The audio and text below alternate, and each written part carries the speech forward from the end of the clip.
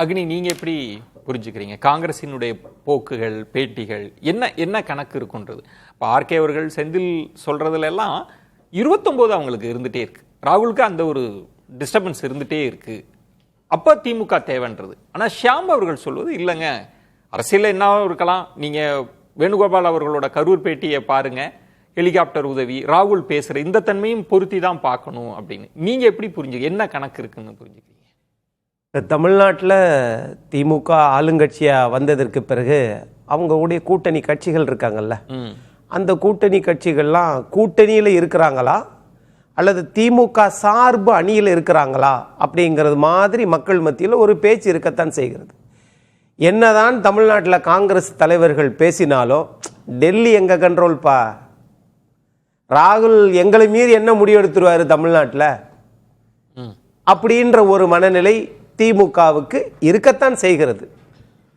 ஆனால் திமுக, அதாவது காங்கிரஸ்லேயே இருக்காங்கல்ல, இரத்த உணர்வோடு இந்த காங்கிரஸ் ஆட்சிக்கு வரணும் அப்படின்னு மரியாதைக்குரிய ஐயா ஜி.கே. வாசன் அவர்களோட ஒரு விழாவில் பேசிட்டு இருக்கும்போது கூட சொன்னார், 67 போன காங்கிரஸ் ஆட்சி திரும்ப எங்களால் கொண்டு வர முடியவில்லையே அப்படின்னு ஒரு வேதனையை தெரிவித்தார்.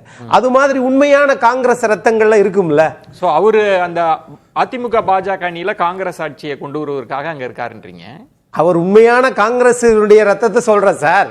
அதான் அந்த அணியில இருந்து காங்கிரஸ் ஆட்சியை கொண்டு வரும், அங்க இருந்து இல்ல சார் நீங்க திசை திருப்பி விட்டுறீங்க சார்.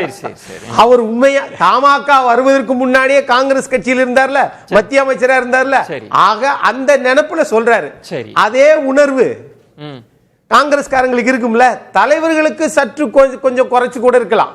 ஆனா இளம் ரத்தம் இருக்குல்ல, அவங்க என்ன கார்த்திக் பா சிதம்பரம் அவர்கள், அது மாதிரி கரூர் நாடாளுமன்ற உறுப்பினர் சகோதரி ஜோதிமணி அவர்கள், ஏன்னா அவங்க கரூர்லயே ஒரு பெண்மணியை அழைச்சிட்டு வந்து நீங்க திமுகவில் சேர்த்தீங்கல்ல, அப்பெல்லாம் அவங்க கொதிச்சாங்கல்ல.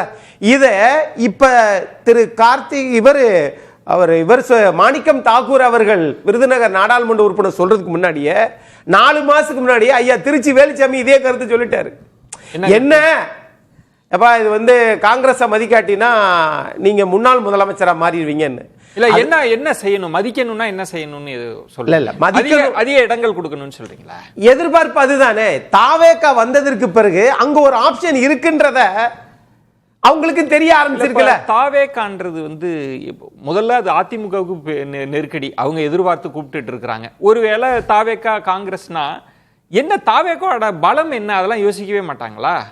இது இப்படி கேட்க சார், கரெக்ட் சார், நீங்க சொல்றது கரெக்ட் சார். பலம் இல்லாமலா அவங்களை எதிர்பார்ப்பாங்க சொல்லுங்க? ஒரு கணக்கு இருக்குன்றீங்களா? கணக்கு இல்லாமலா சார் இவ்வளவு கூட்டம் இவ்வளவு பிரச்சனையாச்சு? ஆகவே அதெல்லாம் அரசியல் கட்சி, தேசிய கட்சி அவங்களுக்கு தெரியாததா? 29 திமுக தயவெல்லாம் வேண்டாமா? முதல்ல இப்ப எல்லாத்துக்கும் 29 தொலைநோக்கு பார்வை சார், அதெல்லாம் விட்டுருங்கன்றீங்க. 26 இன்னைக்கு 26 மிகப்பெரிய டஃபஸ்ட் எலெக்ஷனா இருக்கும். ஏன்னா இங்க ஆளுகிற திமுகவுக்கு அதிமுகவுக்கு தான் போட்டி என்பது வேற. ஆனால் அது சார்ந்து இருக்கக்கூடிய கூட்டணி கட்சிகள், திமுக கூட்டணி கட்சிகள் எப்படி இப்ப 2024 மாதிரியே அவங்களும் இப்ப வரைக்கும் அமைதியா இருப்பாங்க அப்படின்லாம் நம்ம சொல்ல முடியாது. காங்கிரஸ் ஒரு நெருக்கடியை கொடுக்குன்றீங்க. அதனால தானே இந்த பேச்சுக்கள் வருது. இப்ப என்னன்னா இதே கருத்து ஐயா திருச்சி வேலுச்சாமி சொன்னாரு, ஆனா அதே இவர் நாடாளுமன்ற உறுப்பினர் கொஞ்சம் பக்குவமா சொல்றாரு.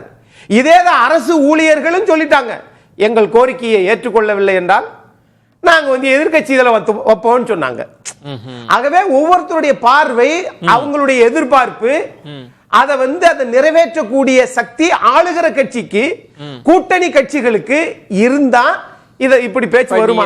அதாவது சும்மா காமிச்சு எண்ணிக்கையை பெறதுன்றது வேற, கிட்டத்தட்ட ஊசலாட்டத்தில் இருக்கிறது தன்மைன்றது வேற. காங்கிரஸ் எந்த தன்மையில இருக்கிறதா நினைக்கிறீங்க? தாவேக காமிச்சு அதிக எண்ணிக்கையா, இல்ல இந்த ஆப்ஷனையும் ஓபன் பண்ணி பார்த்தாரலான்ற மைண்ட்ல இருக்கிறாங்களா, எப்படி நீங்க நினைக்கிறீங்க?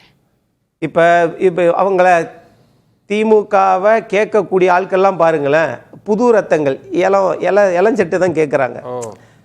இவங்க டெல்லியில கரெக்ட் பண்ணி விட்டுருவாங்க. ஆனா போற போக்குல நம்முடைய தரசு சியாம் சார் சொன்னார், கொஞ்சம் முரண்டு பிடிச்சீங்கன்னா அண்ணன் செல்வ பிறந்தையே மாற்றக்கூடிய சக்தி திமுகவுக்கு இருக்கு, அதை மறந்துட வேணாம். ஒரு எம்பி போறது பெரிய விஷயம் இல்ல. சொன்னாங்கல்ல, ஏங்க இது நாடாளுமன்ற தேர்தலை நீங்க சொல்லியிருந்தால் என்ன சொல்லியிருந்தா பழி வாங்குவீங்க, ஐயா திருநாவுக்கரசு மாதிரி சீட்டு கொடுக்க மாட்டேன்னு சொல்லுவீங்க. அப்படி பார்த்தா நீங்க ஒன்றை அப்ப சொல்றீங்க, காங்கிரஸ் ஆட்சி செய்வதே, டெல்லியா இருக்கட்டும் தமிழ்நாட்டா இருக்கட்டும், ஆட்சி செய்வதே திமுக தான். வெட்ட வெளிச்சமாகுதா? அப்படின்னா ஆர்கே சார் நியாயத்தை சொல்றவர் அவரே என்ன சொல்றாரு? அக்னீஸ்வரன் கொஞ்சம் பார்த்து பயந்து போங்க. அப்படின்னா உங்க 10% ஓட்டு எடுத்துட்டாங்க சார். அக்னீஸ்வரன், நீங்க சொல்ற வாதத்தை நான் ஏத்துக்கிட்டேன்னா, ரெண்டு தலைமைக்கும் நல்ல புரிதல் இருக்கு, நல்ல இணக்கம் இருக்கு, இவங்க எது பேசியும் நடக்க போறது இல்லைன்றது தானே அதன் பொருள். திமுக சொன்னாங்க கேக்குறாங்க அப்படின்னா ரெண்டு பேருக்கும் இணக்கம் இருக்குன்னு தானே பொருள். அப்ப மாணிக்கம் தாகூர் பேசுறதுக்குலாம் என்ன அர்த்தம் இருக்கு? அதைத்தான் கேட்கிறேன். நீங்க திரு மாணிக்கம் தாக்கூர் அவர்களை நாடாளுமன்ற உறுப்பினரை ஆக்க விடாம பண்ணிருந்தோம்னா இந்த கேள்வியை முன்னாடி கேட்டிருந்தா அவர் எம்பி ஆகியிருக்க முடியாது. ஐயா திருநாவுக்கரசுக்கு ஏன் திருச்சியில எம்பி ஆக்கல? ஆர்கே, திமுக கட்டுப்பாட்டில் காங்கிரஸ் இருக்கிறது. யார் யார நெருக்கடி கொடுப்பாங்க அப்படின்ற இடத்துல அக்னி வேற ஒரு கோணம் சொல்றார். அப்படி ரொம்ப நெருக்கடி கொடுக்கிற மாதிரி யாராவது வந்தாங்கன்னா தலைமையே கூட திமுகவால மாத்த முடியும், அந்த ஹோல்டோட தான் 26லயும் அணுகுவாங்களா? இல்ல இல்ல, அது வந்து அதீதமான ஒரு கற்பனைன்னு நான் கருதுறேன். இது இருக்காங்க, நான் சொன்னேன்ல, திமுக காங்கிரஸ் இருக்கு, அதிமுக காங்கிரஸ் இருக்கு, இதெல்லாம் உண்மைதான். ஆனா அவர்கள் எல்லாம் அத்தோட நிறுத்தி வருகிறார்கள். ஒரு தங்கபாலு வந்து காங்கிரஸ்ல வந்து தலைவரா தூக்கி போட்டதுனால அதிமுக போய் சேரல. அதே மாதிரி ஒரு பீட்டர் அல்போன்ஸை வந்து காங்கிரஸ்ல தலைவராக கூடிய ஒரு பண்பு இருக்கிற நபர், அவர்கள் வந்து அந்த பதவி கொடுக்கல, எம்பி பதவி கொடுக்கல. அப்படி இருந்து கூட அவர் வந்து திமுக போய் சேரல. மைனாரிட்டிஸ் கமிஷன்ல 3 வருஷம் இருந்தாரு, அப்புறம் வந்து ஒதுங்கிட்டாரு. அப்ப இதுதான் காங்கிரஸ்ல இருக்கின்ற நபர்கள் வந்து வெளிப்படையாக வந்து திமுகலயோ அதிமுகலயோ போய் சேர்றதுக்கு வாய்ப்பே கிடையாது. ஆனா அதே இடத்துல ஒரு நெருக்கடி வந்து இந்த அனைவருக்கும் வருது. இந்த கட்சியில் அதிமுகவும் அதை செய்கிறது. அதாவது இப்போ தொடர்ச்சியாக ஒரு கூட்டணியில் இருந்து விட்டால் அங்க ஒரு நெருக்கடி வருது. அதாவது என்ன ஆகுதுன்னு பாத்தீங்கன்னா, ஒரு ஆளுங்கட்சி, இன்னைக்கு இருக்கிற ஆளுங்கட்சி விடுதலை சிறுத்தைகள் இருக்கிறது, கம்யூனிஸ்டுகள் இருக்கிறார்கள். அவர்களுக்கு ஒரு மாவட்டத்தில் ஒரு விஷயம் செய்ய வேண்டும் என்றால், இல்லை என்றால் அவருடைய தொகுதிக்கு ஒரு விஷயம் செய்ய வேண்டும், எங்க போய் நிற்க வேண்டியதா இருக்கு? அமைச்சர்கிட்ட போய் நிற்க வேண்டியதா இருக்கு, மாவட்ட செயலாளர்கிட்ட போய் நிற்க வேண்டியதா இருக்கிறது. அப்ப அந்த டிபெண்டன்சி வந்து அதிகரித்து கொண்டே இருக்கிறது. இப்ப 7 வருடமாக 10 வருடமாக 15 வருடமாக ஒரே கூட்டணியில் நீடித்து விட்டால் இதுல பாசிட்டிவ் இருக்கு, நெகட்டிவ் இருக்கு. பாசிட்டிவ் என்னன்னா நீங்க வந்து ஜெயிச்சுட்டு வருவீங்க, எம்எல்ஏ ஆக முடியும். அதே நேரத்துல கட்சி வளரவே முடியாது, உங்களுடைய கட்சி 100% வளர முடியாது. கிட்டத்தட்ட இந்த அதிருப்தின்றது அவங்களுக்கு நமக்கு என்னப்பா பலன் அப்படின்னு அவங்க 29 யோசிக்கல, அதுல இருந்து கூட அவங்க யோசிக்கலாம். ஏன் தாவேக்கான்ற ஆப்ஷன் இருக்கிறப்ப டிமாண்ட் அழுத்தம் கொடுக்கலான்ற இடத்துக்கு நகரலாம்ல. அதுக்கு முன்பாக சோதரர் அக்னி சொல்லிட்ட பொழுது சொன்னார், நீங்க வந்து தலைமையவே கூட மாற்றுவாங்க அப்படின்னு சொன்னாரு. அண்ணாமலை மாற்றப்பட்டதை சொல்றாரோ என்னமோ தெரியல. ஏன்னா அப்படிதானே செய்தி வந்துச்சு, எடப்பாடியினுடைய அழுத்தத்திற்காகத்தான் அண்ணாமலை மாற்றப்பட்டார் அப்படிங்கிற செய்தி வந்துச்சு. ஒன்று, புதிய தலைமுறையில் வந்த செய்தியை நான் வாசிச்சிடுறேன் சார். கூட்டணி ஆட்சி அல்ல, பாஜக ஆட்சி. 2026 கூட்டணி ஆட்சி என நான் சொல்ல மாட்டேன், நான் பாஜக ஆட்சி என்றுதான் சொல்லுவேன். பாஜக மிக அதிகமான இடங்களில் போட்டியிட வேண்டும் என நினைப்பவன் நான். அண்ணாமலையினுடைய கருத்து. இப்போ சகோதரர் அக்னி சொன்னார், கூடுதல் இடங்களை கேட்குறாங்கன்னா அவங்களுக்கு அந்த வலிமை இல்லாமல் கேட்பாங்களா அப்படின்னாரு. அப்போ அண்ணாமலை வலிமை இல்லாமல் கேட்பாரா? தனித்து ஆட்சி அமைக்கணுங்கிற அளவுக்கு கேட்கிறாரு. அவர் இன்னும் ஒருபடி மேலே போனார்னா அவர் வந்து அதிமுக எவ்வளவு தொகுதி போட்டியிடுதோ அதுல சரிவாதி தொகுதியை கேட்கற அளவுக்கு இதே அரங்கில் ரவீந்திரன் துரைசாமி போன்றவர்கள் வாதம் வைத்திருக்கிறாங்க. நீங்களே நிறைய ஆளுகள் செஞ்சிருக்கீங்க. அப்போ பாஜக என்ன சும்மாவா கேட்குது? நீ யோசிச்சு பாருங்க, பாஜகவும் கேட்குமா இல்லையா? அப்படி எடுத்துக்க முடியுமா? முடியாது.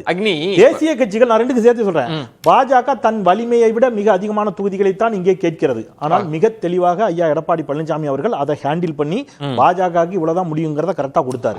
அதே தான் இந்த பக்கம் திரு ஸ்டாலின் அவர்களும் செய்கிறார்கள். தேசிய கட்சி பாஜகவா இருக்கலாம், காங்கிரஸா இருக்கலாம், அதிமுக திமுக கேட்பாங்க. ஆனால் அதிமுக தலைமையும் சரி திமுக தலைமையும் சரி அவங்க எப்படி ஹேண்டில் பண்ணுறது அவங்களுக்கு தெரியும். அவ்வளவுதானே பண்ணுவாங்கன்றதுதான் அவர் சொல்றது. எல்லாரும் அப்படிதானே பண்ணுவாங்கன்றது. நீங்க என்ன வேணாலும் கேட்கலாம், என்ன நீங்க இவ்வளவுதான் ஜெயிக்க முடியும், கூட்டணிக்குள்ள இவ்வளவு கட்சி இருக்கு, அப்படித்தானே பண்ணுவாங்க. அப்படித்தான் பண்ணுவாங்க. ஆனால் அப்படி சொல்லியே திரு முன்னாள் பாஜக தலைவர் அண்ணாமலை அவர்கள் மாண்புமிகு எதிர்க்கட்சி தலைவரை திரு எடப்பாடி பழனிசாமி அவர்களை முதலமைச்சராக்கியே காட்டுவோன்னு சொன்னார்ல, அப்படி உங்கள சொல்ல முடியுமா? ஆனால் திரு ஏவிஎம் ஷெரீப் அவர்கள் பதாதை ஓட்டுனவரை, காங்கிரஸ் கட்சிக்காரரை நீங்க கட்சியை விட்டு தூக்குனீங்க, ராஜினாமா பண்ண வச்சீங்க. அப்ப என்ன அர்த்தம்னா, திமுக சொல்லுவதை மாநில தலைமையும் கேட்குது. என்ன சொல்றாங்க, எண்ணிக்கையெல்லாம் டெல்லி தான் முடிவெடுக்கணும். நம்முடைய பெருந்தலைவர் காமராஜர் அவர்கள் ஏசி பிரச்சனையை டெல்லியா முடிவெடுத்துச்சு, மாநிலம் தானே முடிவெடுத்துச்சு. அது என்ன சார் உங்க போக்கே எனக்கு பிடிக்கல. இங்க ஒரு முடிவு எடுத்துக்கிறீங்க. மல்லிகார்ஜுன கார்கே அவர்களா அப்ப ஏசியை பத்தி பேசுனது ஐயா பெருந்தலைவர் காமராஜர் ஏசிலாம் பேசுனாங்களா என்ன? இல்ல நீங்க ஏதோ காங்கிரஸ் கட்சியின் தன்மை ஏதோ புதுசா இப்ப பாக்குற மாதிரி சொல்றீங்க. தன்மையை புதுசா பார்க்கல. 1000 மாதிரி இது மாதிரி நடக்கலாம். ஆனால் வரக்கூடிய தேர்தல் வருகிற போது அந்த சொல்லக்கூடிய இளம் தலைவர்கள் இருக்குங்களுடைய அவங்களுடைய எண்ணங்கள் இருக்கு பாருங்க, அதுதான் முக்கியம். அப்ப நம்ம ரொம்ப நாள் திமுகவில் இருந்துட்டோமோ, நம்மள காலி பண்ணி விட்டுருவாங்களோ, அதுதான் பாயிண்ட். அந்த அச்சம், பயம். ஓகே ஷாம், பிரேக்குக்கு அப்புறம் முக்கியமான இடம்ன்றது நீங்க சொல்றது. அதுக்கு முன்னாடி ஒண்ணு சொல்லிடுறேன். அக்னீஸ்வரனோட அளப்பரிய மகிழ்ச்சியை என்னால புரிந்து கொள்ள முடியும். மகிழ்ச்சியா இருக்காருன்றீங்க அக்னீஷ்? அளப்பரிய மகிழ்ச்சி, அளப்பரிய மகிழ்ச்சி. நம்ம பேசலாம்.